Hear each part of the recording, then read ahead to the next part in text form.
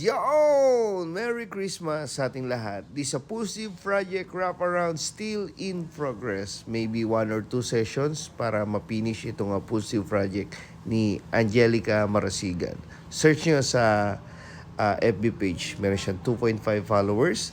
So, a year ago, yung ginagawa nating Positive is still in progress kasi gusto nating ma-cover up. So, respeto sa dating artist ni Angel. This is a cover-up restorations.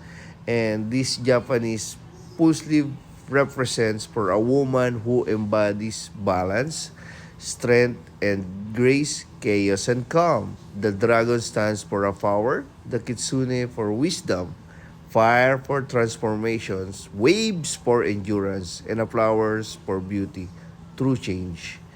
Yan. So, kapatid, be my next client.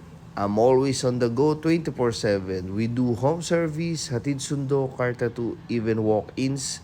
Our shop, Waze, Google Map, Mewo Tattoo. 3 Lane 3, Imus, Cavite. Open po kami ngayon. We have a lot of artists.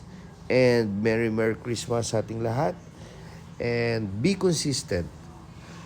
Who's next? And thank you, Lord.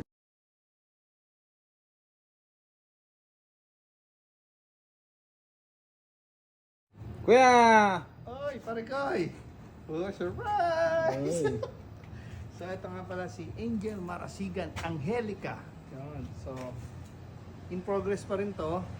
One section pa, okay? Kamusta? Okay naman, kaya pa. Yun! Yun. Wait mo naman sila rito.